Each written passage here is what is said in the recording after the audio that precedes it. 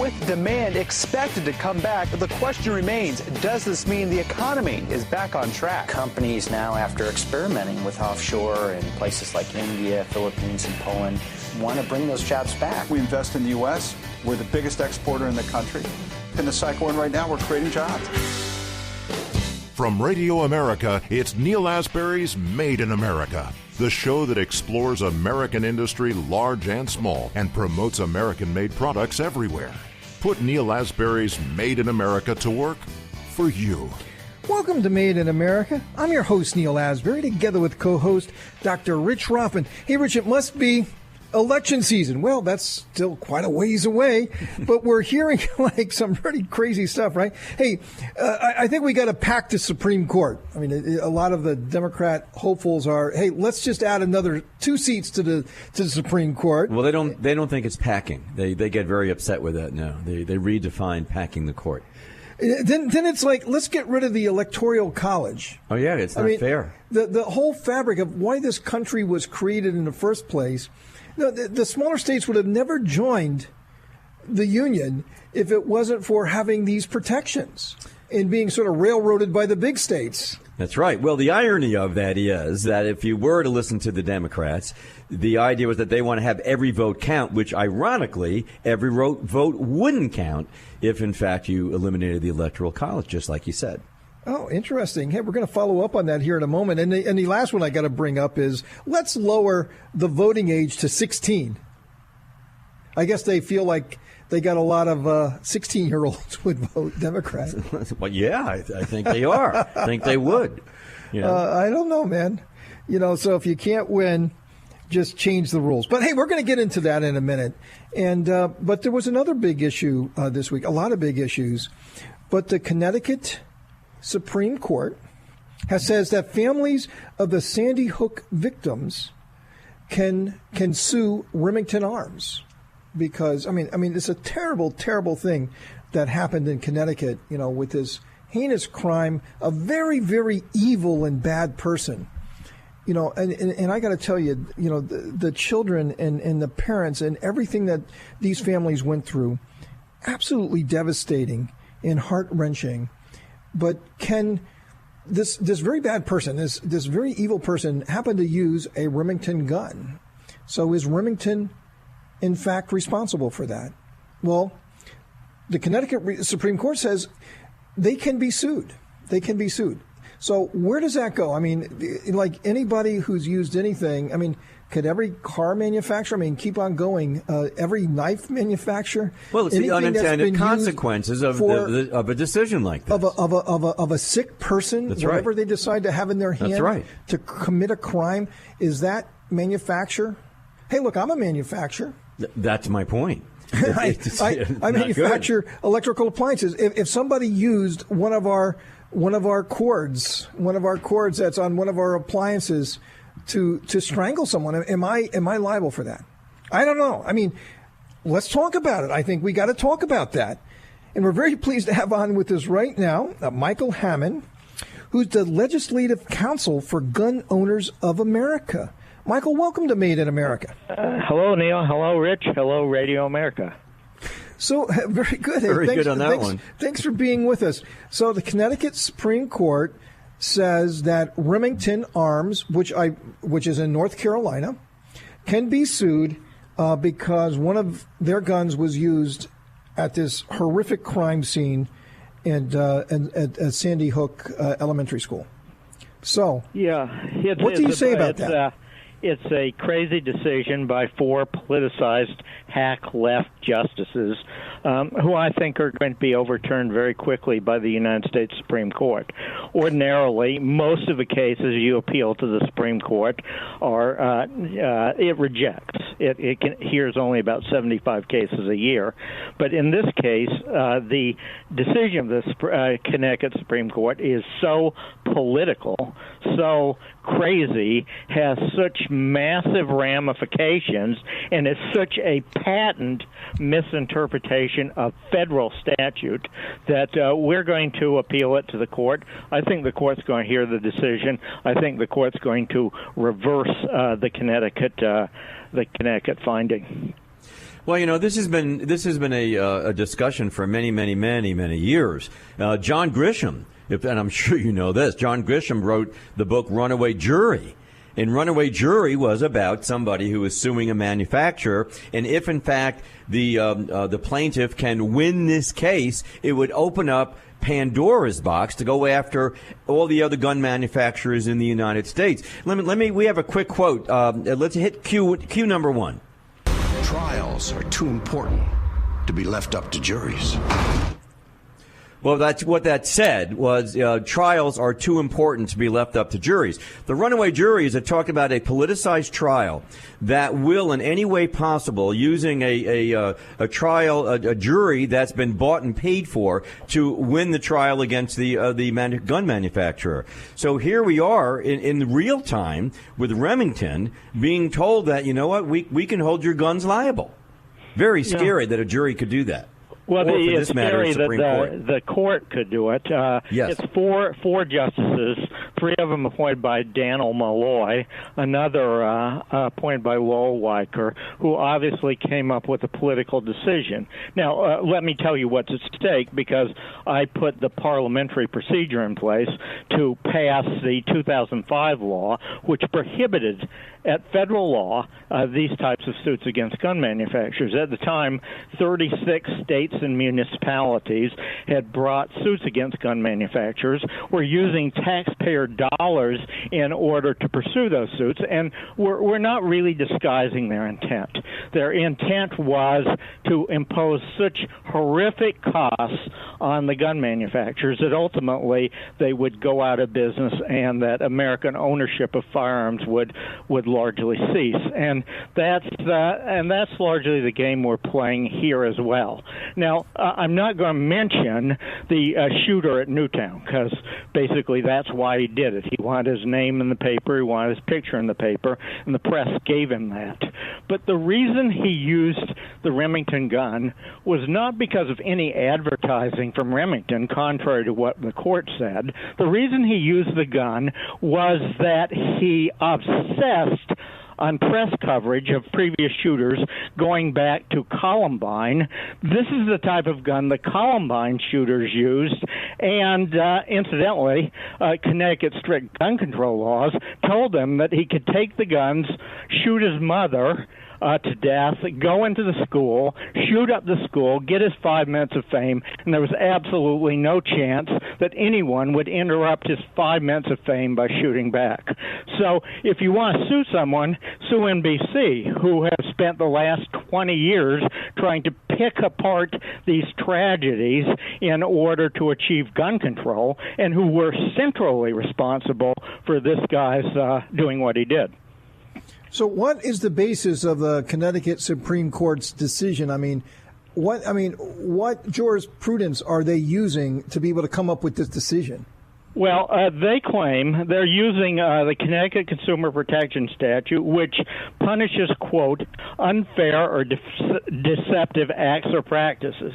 Now, federal law, which I had some responsibility for, bars suits against gun manufacturers unless they, quote, knowingly, and knowingly is important, violated, and violated is important, a state statute applicable to sale or marketing.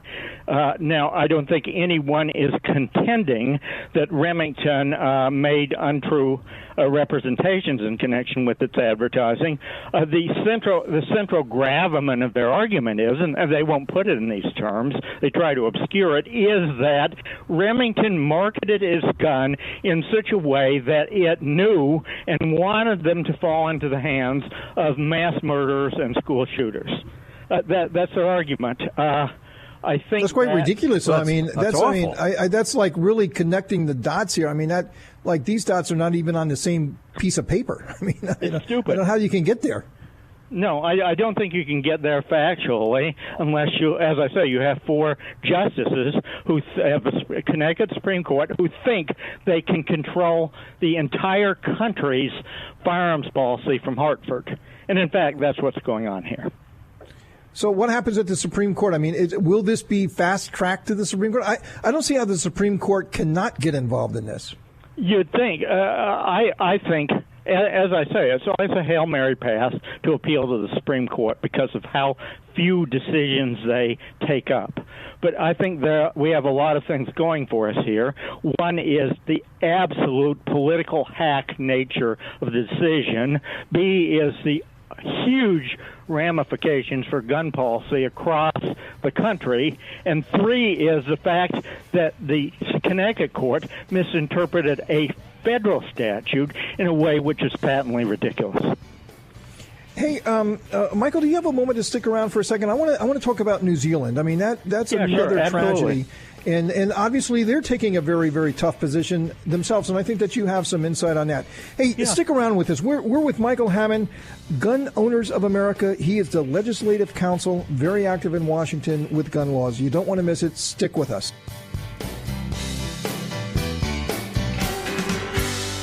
Made in America.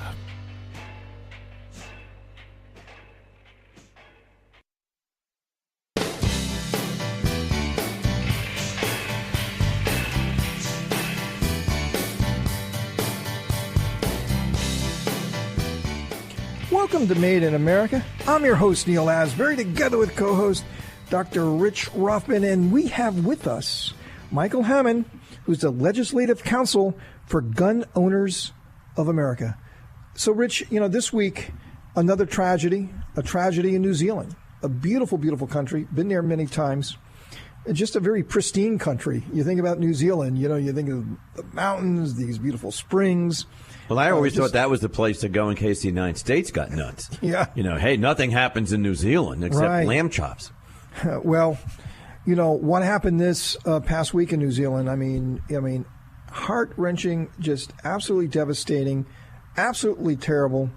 People in their place of worship, they should be safe, they should be secure, they should be connecting with God, they should be experiencing the power and the greatness of their religion, and being gunned down. I mean, just in such a terrible, terrible way, for something, I don't like immigrants. I mean, come on now. I mean, absolutely stupid.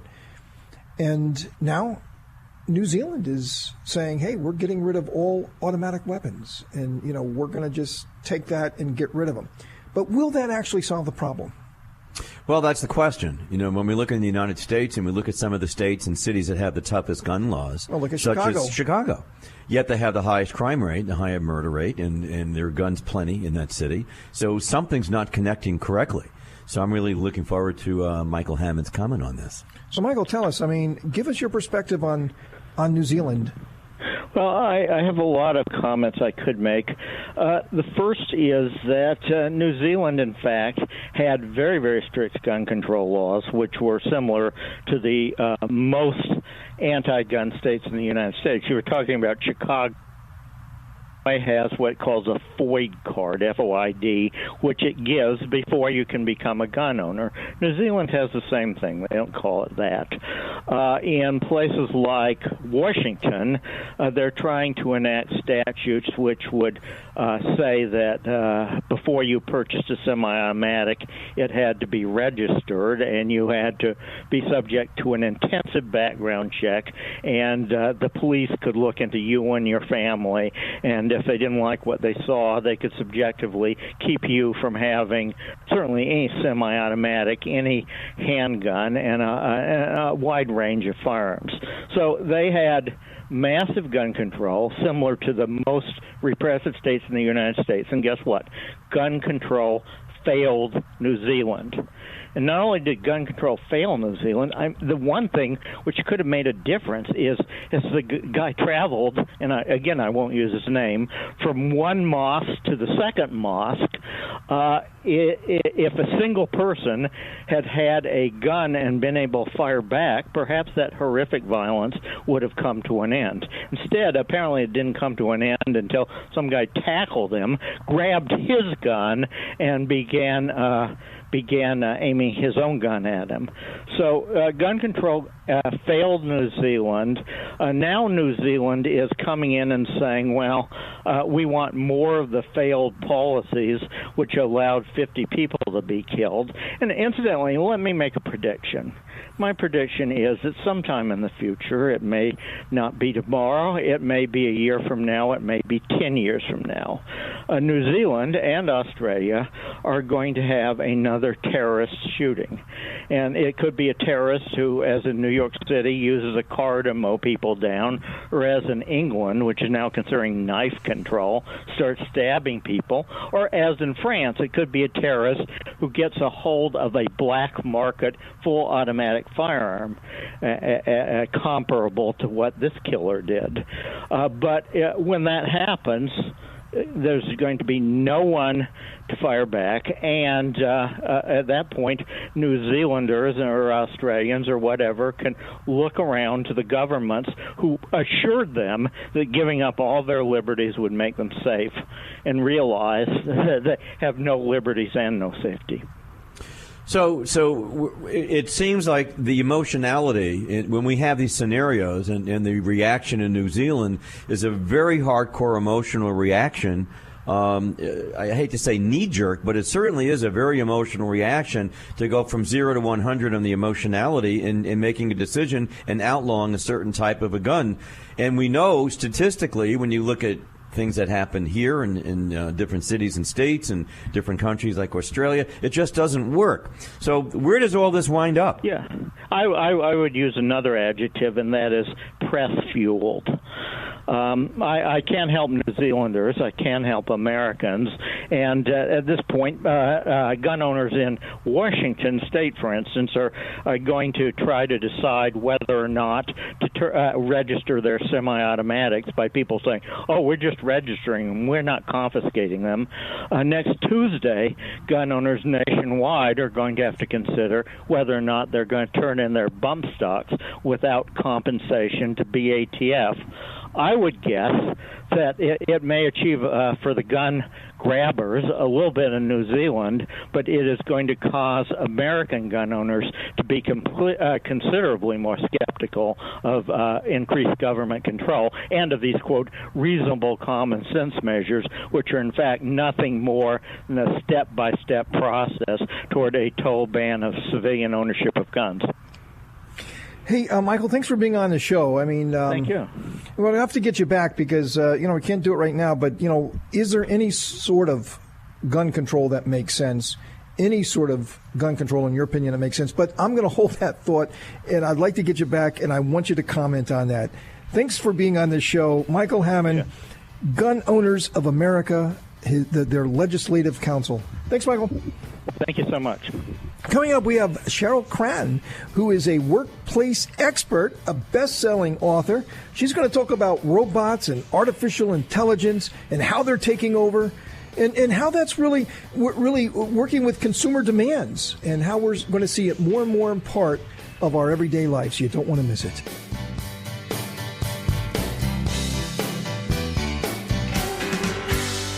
Made in America.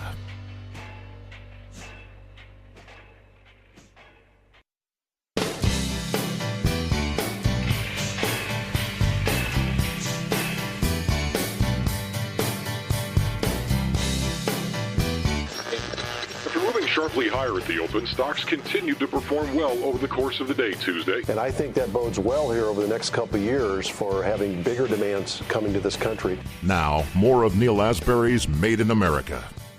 Welcome to Made in America. I'm your host, Neal Asbury, together with co-host Dr. Rich Ruffin. Well, Rich, this next segment is going to be incredible for you because we used to do the robot report. You and our good friend Dave Brim up in Chicago would come up with all of these really great stories about robots. We haven't done that for a while, but we're going to talk about it right now. No, we didn't. Actually, we started out years ago talking about, artificial intelligence and robots, and it was kind of tongue-in-cheek. This is a lot of years ago that we've been doing this. And then you notice that, people like, Samsung starts spending billions of dollars on artificial intelligence, and it grows from there. And now it's very, very serious. And according to the scientists, according to futurists and so forth, AI, or artificial intelligence, i.e. robots, pose a tremendous threat to unattendedly to those who want to work in the workplace. So when things happen, very simplistic, hey, let's go for a $15 an hour minimum wage, there are going to be unintended consequences, and I'll bet AI plays a good part in that. Hey, look, we have a trade war going on with China. And one of the reasons is a very big part of the China 2025 economic policy was to have dominance in artificial intelligence and robots around the world, something that our president didn't quite like. And China was using all of its government resources to take over the artificial intelligence marketplace. So, this is a big deal. It's a big deal geopolitically. It's certainly a big deal with the world's economic superpowers. And it's a very big deal when you have states and cities around our country, like Seattle, like California and others, that are forcing upon just sort of unnatural minimum wages. And, of course, what are businesses going to do? They're going to look for a way out. They're going to That's what they're going to do. A solution to that. We're very pleased to have with us Cheryl Cran, who is a workplace expert, best-selling author, and she is with us right now. And we're going to talk about robots, artificial intelligence, how they are taking over, and what impact they are having on consumer demands. Cheryl, welcome to Made in America. Thank you for having me. So tell us, what are we going to see here? Look in your crystal ball. Tell us, in 24 months, 36 months, how much is robots and artificial intelligence going to be out there in the consumer marketplace? Well, it's already with us. Siri, Alexa, all the things that we're using on a daily basis are already, that's AI right there. And it's disembodied robotics. So it's already here. There's no far off future. Organizations, industries such as manufacturing, of course, have been incorporating robotics into manufacturing. Japan, Asia, you mentioned China. For example, car manufacturing, robotics has been used for the last decade. So it's not new. What's happening now, though, is an increase, and you nailed it when you said, just prior to introducing me, when you said, minimum wages being increased and forcing businesses to look at alternate ways of doing business. So really what we're looking at is really not so much robots taking jobs, but more about business looking at the best way for work to be disseminated. So rather than look at jobs as we've looked at them for the last 5 decades since the Industrial Revolution or since the Manufacturing Revolution, with the Technological Revolution, what we're looking at is work as what is best done by robotics, what can be done safely and more effectively by AI and robotics that in the past was harmful to humans or increased risk to humans, and what's the work left that humans can do. And rather than displace those humans from jobs, how do we upskill, reskill, and prepare workers to be ready for this future that we're facing right now? Well, but it's interesting that the most obvious that we read about all the time is someone like a McDonald's is saying, well, wait a minute, we're not going to pay $15 an hour for somebody to say, would you like French fries with that? Right. They've eliminated in South Florida, where we happen to be situated right now. You go into the upgraded McDonald's, all the new McDonald's, and they've eliminated the order takers. And you go to a board and you touch the board, and it's a big touch screen, and you could just pay it right there in the touch screen. You can give it to the person behind the counter. But they've eliminated 3-4 jobs that you would normally see at any given time in the stores. So that's one of the obvious. But then you get to other areas, such as cars that don't need a driver. Well, what does that mean? Mm-hmm. All right, so let's think about that. Well, that means, what about taxi cab drivers? What about truck drivers? Even saying truck drivers may be at threat for this. Bus drivers. The Greyhound will always have a bus driver because someone's got to take care of the dog. But, but other than that, I'm saying this goes into areas, delivery systems. You can use drones like Amazon's been testing and working on right now. So we're going down a road and pretty quickly right now. And I think people have to understand, we're saying, okay, we can retrain everybody, but we may be winding up retraining a lot of people, don't you think? Well, yes, that's exactly what has to happen. A lot of employers have not done that because it was a employer industry before. Now we're dealing with lowest unemployment rate that has been in decades. So actually, what's interesting is even with the increase of robotics and technology, employers are having a hard time finding people that will work for them. Part of that is generational shifts in what work is and how people want to work. So millennials and Gen Zs don't want to work for less than $15 an hour for any job, regardless if it's an order taker at McDonald's. The interactive touch screen is happening in Lowe's and many other organizations. And in fact, research has shown that many consumers actually prefer a non-human order taker for routine transactions. But what that does mean for people is, so what does that mean? So that means at McDonald's you need people that can cook food really well. You need people that can deliver customer service and solve problems behind the scenes of order taking. So anything that's routine or repeatable is going to be automated. There's no question. To the comment, Cheryl, can you tell me, just in a very short moment that we have left, what don't we see right now that's going to happen? What's going to happen around the corner that we don't know, that you do know, that this is going to go to a whole nother level to change our lives, something that's going to just be totally blow our mind? Well, I'm not a seer. I don't have a crystal ball. I'm like everybody else, but we do have research at Next Mapping that looks at the trends. I think we're going to see more and more disruption in our everyday consumer behavior. I think people are going to continue to want convenience. They're going to continue to want customization, and that's going to disrupt every single industry that serves people and service delivery or product delivery. So I think what we're going to see is the Amazonification of business continuing, and really looking at that and what its impact is on business, which means how do we deliver faster service, better service, personalized service. That's, I think, the biggest disruption that's coming ahead. Cheryl, thanks for that. And hey, Rich, that sounds like surveillance capitalism to me. It does. Hey, Cheryl, thanks for being with us. Workplace expert, best-selling author, and keeping touch with what's happening with robots and artificial intelligence and how it's taking over and how we better be aware it's going to change our workplace. Thanks for being on the show, Cheryl.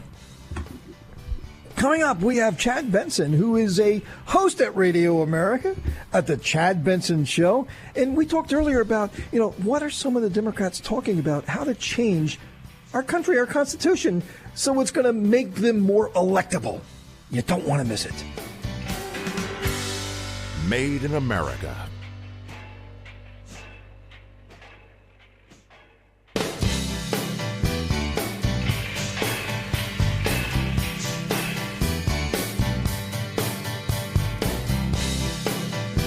Welcome to Made in America. I'm your host, Neal Asbury, together with co-host Dr. Rich Ruffman. Hey, Rich, man, this show is flying by. Having some great fun today. Very important topics. Very, very important topics.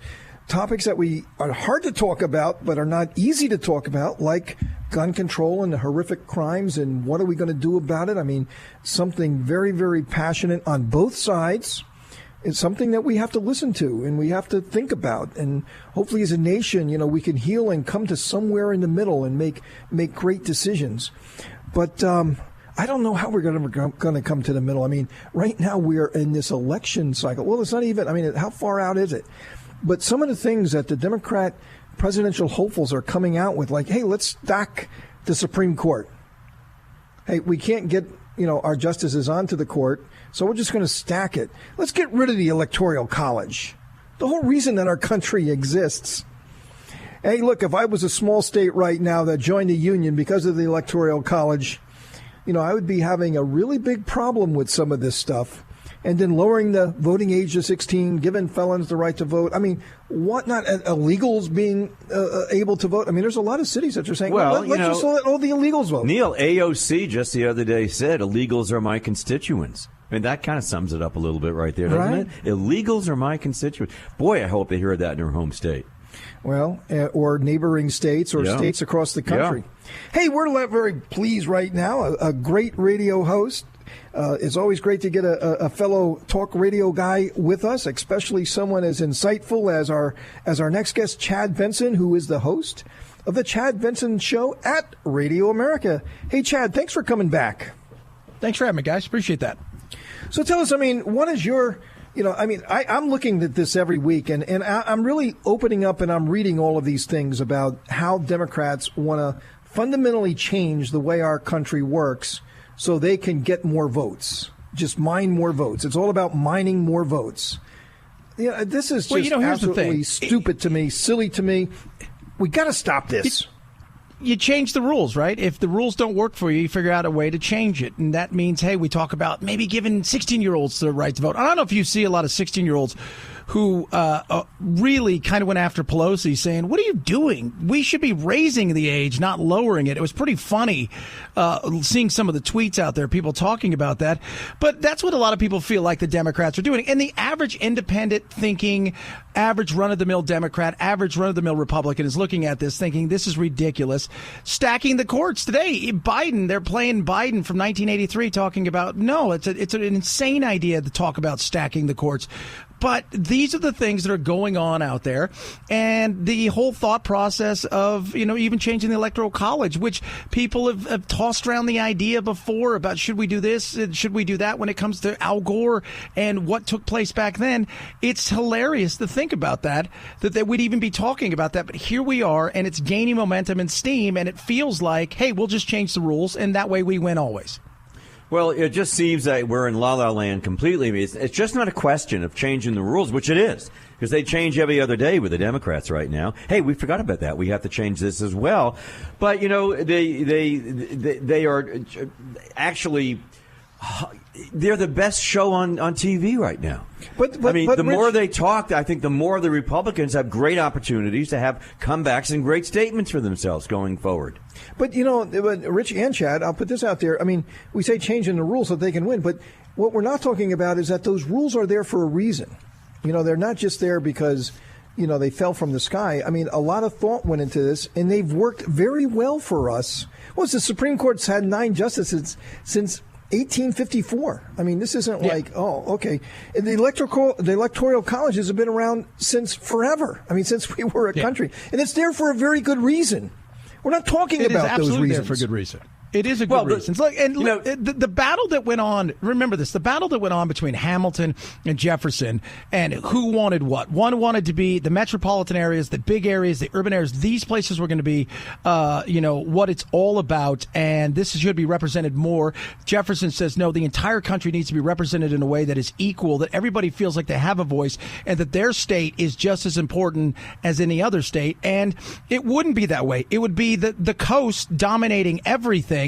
And who would you, if your maker and your master was the coast, you're going to govern for the coast. You're not going to govern for the rest of the country. And that's the fear that a lot of people have if they were to get their way and rightfully get rid of the popular vote. Yeah. And rightfully so. Well, it's just astounding that the statements that they're making are actually the converse or the inverse of what they really should be saying. They're saying that, well, we have to get rid of the Electoral College so every vote counts. The irony of it is that every vote won't count if we only count the votes in the large states on the East Coast and West Coast. Their hostility, their just totally their superiority to flyover country, right? Yeah. Flyover country doesn't exist. Who cares if we step all over them? Who cares if they're subhuman. Why should we care about these people? They don't care anything about these people. Yeah, but Neal, they're trying to... Rural America, beware. These people do not care about you. They want to step on you. They want to get rid of you. They want to legislate you out of our country. That's what they want to do. Yeah, but they're trying hard to come up with a message for these people right now. Because I don't have this. This is the problem we have in the country. We talk about a culture war that's going on between the West and like Islam and stuff. The reality is we have a culture war in this country. We have a culture war where the people on the coast and in metropolitan areas, large ones, urban areas like Chicago, San Francisco, Seattle, New York, Manhattan Beach, California, Manhattan, New York, all feel like they know what's best. And everybody else that lives in between is a bunch of knuckle draggers who dates their sisters. And that's not the truth. And we have a bit of a real issue here with the way that we're looking at things. And Bill Maher came out and hammered him last week, said, hey, people in the middle of the country want to be like people on the coast. And that's not true. I've lived in the middle of the country. They don't want to be like people on the coast. They want to be themselves and the right to govern themselves and feel like they're a part of something. Well, John, if they wanted to be like the people on the coast, you wouldn't see all that red color. It's just a little blue on either coast and everything else red. They don't want to be like the people on the coast. No. No, they don't. And they should. And the beauty of our country is this is the diversity we need, where the fight is the battle. The battle is the way it is, where we do have politics. It's set up for a reason, so it's not a knee-jerk reaction. We just saw what took place in New Zealand, where last week you could have your guns. This week they're all being bought back or given back, and it's a knee-jerk reaction where everybody needs to take a deep breath. Our founding fathers set it up for a reason, so we wouldn't have overnight reactions to things like this. And it's a great way. It's worked, and it's continued to work. I'm not saying there may not be something out there that's better, but knee-jerk reactions to certain things because we feel like we need to get our way or we're going to take our ball and go home is not the way we do it. Yeah, and what's interesting is that when you say, well, the founding fathers had an understanding of why we had an electoral college. And then the comeback from the leftists are, well, yeah, but they were a bunch of racists. And their concept doesn't count because they're only looking out for themselves, obviously. They want to keep others, locked down. So that's the irony as well. Hey, Chad, thanks for being on the show. Unfortunately, we're out of time. You know all about that. Come back and see us again real soon. Thanks so much, guys. Appreciate it. Coming up, Dr. Rothman and I are going to have some final thoughts for the day. Made in America.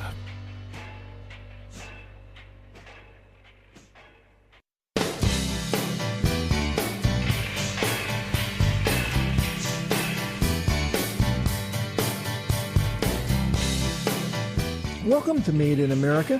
I'm your host, Neal Asbury, together with co-host Dr. Rich Rothman. So, Rich, last week, we had a really great show, another really great show.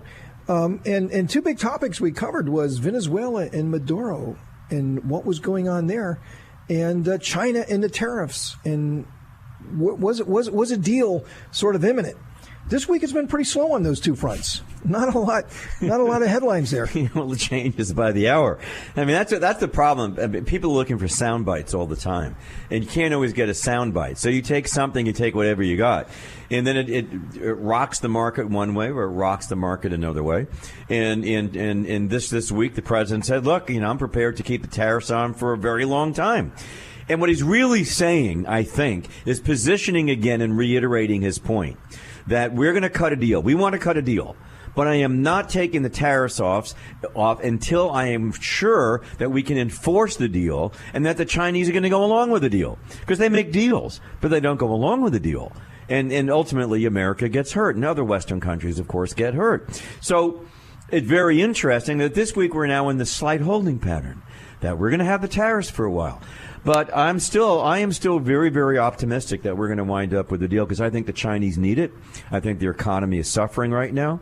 They need to ensure the continued growth of what we would call the middle class in China and the manufacturing in China. I just think they need it, they want it, and somehow it will come about. So that's how I feel about that. Well, and also I think that the president needs a deal, too. I think this country does as well. He gets this deal. He gets a deal with China. There's no question he's reelected in 2020. And, of course, don't you think he knows that? Duh. Duh. That's the main thing about that. Oh, yeah, duh. Because there's no question. The market is going to rock like a Saturn V in the old days. That's what's going to happen, which we can't make anymore because they threw it out. So, that's the way that goes. But, yeah, no, absolutely, I'm very optimistic about that. And so how about the Fed and their announcement about interest rates? Well, what do you make of that one? Well, they have to do that. They realize. I think the Feds realized last year that when they were announcing very, very quick increases in basis points, 25 basis points at a crack for a while last year, that they listen. If anybody rocked the economy at the end of the year for the December, rock and roll when it fell dramatically on Christmas, it was the Feds. And the truth of the matter is, I don't really think we needed to have all those raises at the time. And I think the Feds recognize that right now. What's interesting, concurrent to saying that they're going to have a slowdown, a moratorium on raising rates, they're also saying that we think that, the economy is flattening a little bit and that we anticipate, them being the Feds, that it'll be 2% GDP. You think they're independently making that decision, or you think that President Trump and his... Well, he's voiced his opinion pretty loud of what he thinks about. No, I actually think that I think there's a little angst between the Feds and the president, because nobody ever questioned the Federal Reserve. No one ever screwed around with that and said, oh my God, we better not. Yeah, I don't like what they're saying. Well, and my question is, why not? I mean, they're unelected people who are controlling tremendous part of our economy, and they should be, available for commentary, let's say, because they're not elected. And I think the president of the United States, who's ultimately responsible for our safety and concern, and that includes the economy, has the right to say something. Well, interest rates, that's the way it is. And interest rates are fundamentally important to growing businesses. How much money you have to pay to borrow money. It makes a very, very big difference in many decisions that you make as an entrepreneur, and certainly how you're going to invest in your business and things that you're going to buy, machinery, capital expenditures. All sorts of things are based on interest rates. So, yes. And credit cards. And credit cards for the average Joe and Jane. Well, and let me tell you, credit cards are not anywhere near connected to the Fed rate. I mean, they're charging 24%, and the Fed rate right now is just over 2%. I mean, they're really not connected. But I get it. The banks raise their interest rates. But I will say, for small businesses and entrepreneurs and people who are going down to the community bank and their local banks and trying to get a business loan, yes, the Fed has a very, very, very big voice in how much it's going to cost them to borrow and what type of credit is out there for them to borrow. Very big deal.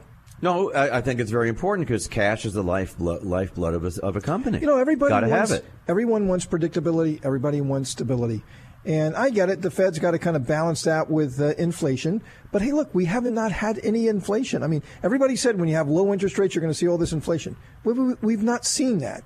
I think that sort of, tying those together, maybe as it's traditionally been done, maybe that doesn't really necessarily translate anymore. But, Rich, I could have gone on forever, but unfortunately, we're not. Because we're out of time. But we're going to be back again next week for another adventure of Made in America, where we never stop fighting for your jobs.